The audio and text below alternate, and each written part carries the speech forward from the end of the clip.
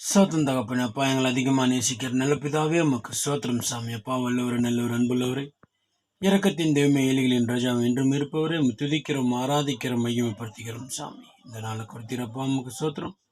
இந்த நாளிலுமாய் கொடுக்கப்பட்ட ஒவ்வொரு வார்த்தைகளுக்கு வசனத்துக்கு சோத்திரம். எபிரேயர் 6ஆம் அதிகாரத்தை அனைத்தும் சாமி. அந்த 6ஆம் அதிகாரத்தில் அநேக வார்த்தைகள் நீங்கள் பேசினீங்க தகப்பனே. சில வார்த்தைகள் உம்மோடு பகிர்ந்து கொள்கிறோம் தகப்பனே. நீங்கள் சொல்றீங்க, முடிவு பெறுந்த வரைக்கும் உண்மையாயிரு, நிலையாயிரு.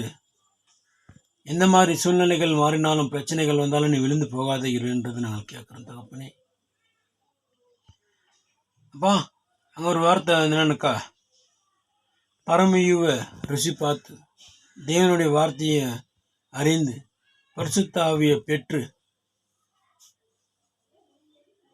எல்லாத்தையும் அவன் மறந்து விட்டு போயிட்டானுக்கா, மறுபடியும் அவனை புதுப்பிக்கிறது கூடாத காரியம்ன்றது நாங்கள் கேட்டோம் தகப்பனே. அப்போ என்னன்னாக்கா, நாங்கள் தேவனுடைய வார்த்தையும் வசனத்தையும் பரிசுத்தாவையும் நாங்கள் பெற்றுட்டு பிறகு எங்களுடைய பழைய ஆசைகள், எங்கள் பழைய சிந்தனைகள், எங்களுடைய பேச்சுகள், பழக்கங்கள் எல்லாமே நாங்கள் மாற்றிக்கொள்ள வேண்டும் தகப்பனே. அதை நாங்கள் மாற்றிக்கொள்ளாத நாங்கள் அப்படியே இருந்தாக்கா இந்த பரம அழிப்பை நாங்கள் இழந்து விடுவோம்ப்பா. உண்மை அறியாத சாதாரண இந்த உலகத்து மக்களை போல் நாங்கள் இருந்திருந்தா எங்களுக்கு 2ஆம் மரணத்தில் நீங்கள் வீழ்த்தல வச்சிருப்பீங்க சாமி. இந்த மரணத்திலேயே நீங்கள் எங்களுக்கு இந்த வாய்ப்பை கொடுத்துருக்கிறீங்க.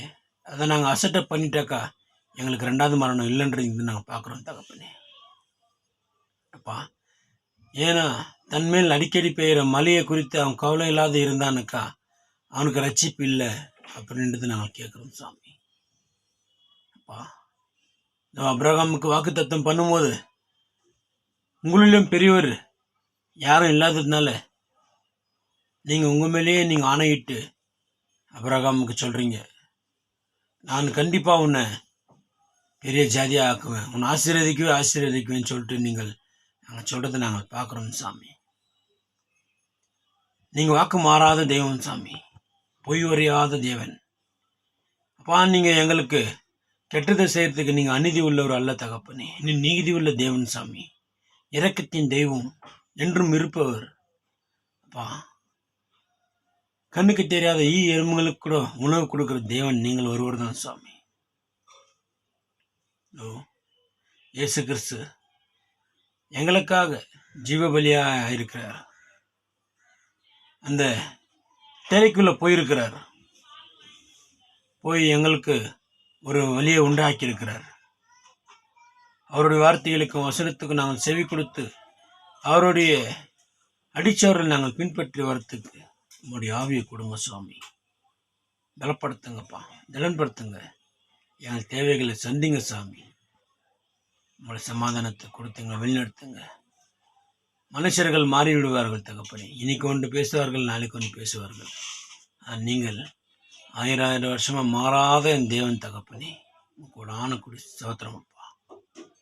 கேட்டுக்கொண்டிருக்கிற ஒவ்வொரு குடும்பங்களையும் தொட்டு ஆசீர்வதிங்க, பலப்படுத்துங்க. ஒவ்வொருக்குள்ளேயும் அந்த விசுவாசத்தின்ற நங்கூரத்தை நீங்கள் போடுங்கப்பா. அந்த விசுவாசம் என்ற நங்கூரத்தை போட்டு ஆழமாக அங்கே நிலை கொண்டு வாழறதுக்கு உதவி செய்யுங்க. உம்முடைய